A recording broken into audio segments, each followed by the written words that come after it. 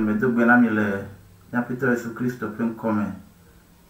jogalo nyebe mi ga wadu gole veni ba no po moraji yo hafi mi ayere mi ape wona ojira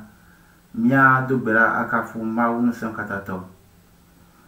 mawu no sen katato mawa gakpe dominion plan me vera pe mawu jipo plan bon pe fia kafu ple apedada yejino mi kafu mi doroji do amenu bebota mi kafu mi doroji la be mi pogbo pen keke asinu mi kafu mi doroji la be mi pogbo pen keke apon dudu mi kafu mi doroji la be mi fon nane kemo wo mi o amede sha de fon kafu ple apedada yejina wonko konya pe nu fon kemi e na demitole e sio katani fon la main le vieux Jésus Christ pen comme vous souvenez alemi a do jesi o jojo eye wonto na sonya ti o kodo nu mena yike mako adegbefa anabe wojukora akpo kekeli akpo dede le Jésus Christ pen comme amen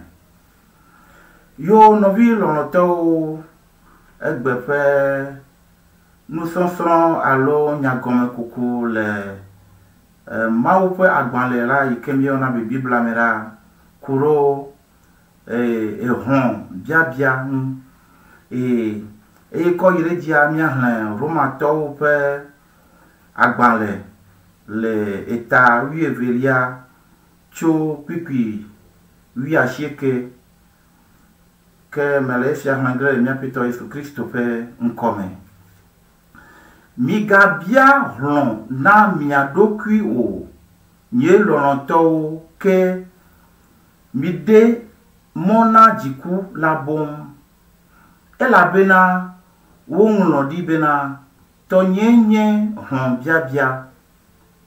nyela mado etepe apetola glen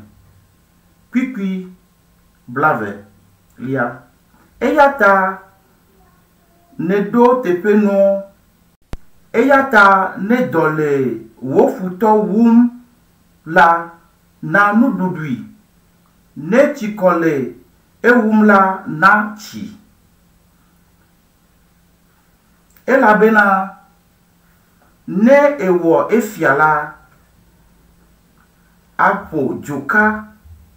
hohohowo mu pude epe taji pipi blave voreke megana nu vondi lana dujiwo o que chonui la du nous vondi la di bon no vi lonoto le Christomen pipi ke miena vaira epon cho ron biabia be mianto mi me gabia ron ne miadokio que apetobe yento ya bia ron pro miata eye yento ya jira ndisia de do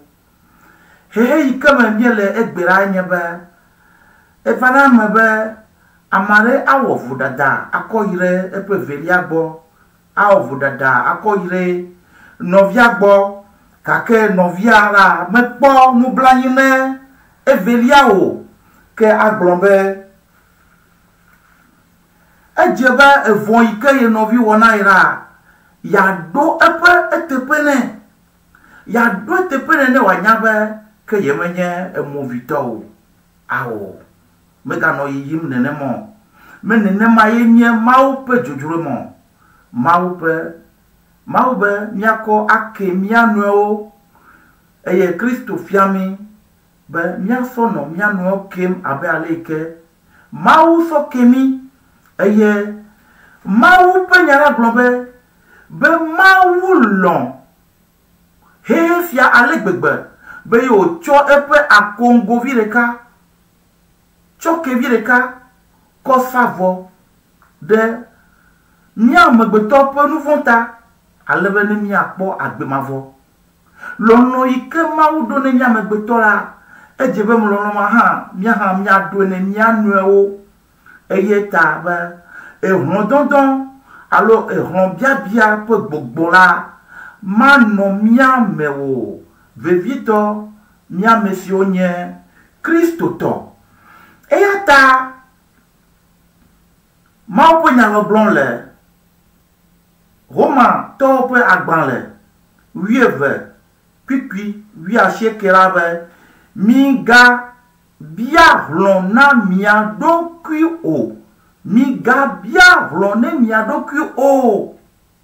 Ke Mawu ye gbefa ɖem gbɔgblɔm na mi be mi megabia hlɔ̃ ne mia ɖokui o. Ke nu ka mia ɖe asi hlɔ̃ biabia na ye be ye ŋutɔ yawɔ aʋa ɖo mia ta eye yaɖo eteƒe na ame ɖe sia ɖe fia le yi ke wowɔ gake wo kristotɔ la wo ame yi ke nye Mawu ƒe ɖoɖo Mawu vi wo ame yi ke nye amegbetɔ la medze be na bia hlɔ̃ o eye na ɖe asi hlɔ̃ biabia ne Mawu. Kɔ yi ɖe dzi la le kpikpi blave la eya ta ne dɔ le wo futɔ wum la na nuɖuɖui ne tsikɔ le ewum la na tsi elabena ne ewɔ efia la aƒo dzoka hɔhɔwo nu ƒu ɖe eƒe ta dzi. Nɔvi lɔlɔtɔwo eva ne me be ame aɖewo ɖo nuɖuɖu eye ame aɖewo meɖo nuɖuɖu o eye ame aɖewo le efukpekpe ɖewo me eye ame aɖewo mele fukpekpe me o eye wònye be ame aveawo womele wo nɔewo me sem o alo wo ɖokuiwo me sem o la ame aɖe gblɔ be yemekpekpe ge ɖe ŋu o eye wòkpɔ ame yi ke wòbe nye yeƒe futɔ la ƒe vi adɔ le ewum etsikɔ le etsim gake be mele nu nage wòaɖu o yemele tsi nage ne wòanu o efia nye nu vɔ̃ nye vodada gã aɖe le Mawu ƒe ŋkume eya ta Mawu gblɔ be ame siwo nye míaƒe efutɔwo la eye ame siwo wɔ vɔ̃ ɖo mía ŋu la ne dɔ le wo wum la ke ne nuɖuɖu le mía si la míana wo ne tsikɔ le wo tsim la ne etsi le mía si la ke míana wo etsi elabena ne míewɔ esi la ele abe míedro ezoka ɖe eta dzi na wo nene. Na mia le nu yi ke nye vɔ̃ la wɔm kpli o ye oya ele nyui wɔm ne la ke akpɔ be yayra anɔ wo agbe me gake nenye be amia le evɔ̃ wɔm ɖo nuwo eye hã etrɔ evɔ̃a kɔ le ekɔm ne la ke mewɔ nyui o ke hã woagbe me la mekɔ menyɔ ke oya eganye nu vɔ̃ wɔla wo ame yi ke wɔ vɔ̃a ɖo nuwo ye ta Mawu be na ame ɖe wɔ vɔ̃ ɖo mía ŋu la míaɖo eŋu ne kple nyui na ame aɖe dzi vɔ̃ na mi la míadzi nyui na mia na ame aɖe tsitre ɖo mía ŋu la ke míayi ɖe gbedodoɖa dzi eye míabia Mawu ƒe amenuveve na ame sia be ne wòado le viviti yi ke me wòli ale be ne wòava Mawu ƒe akaɖi nu eye kɔ yi ɖe dzi la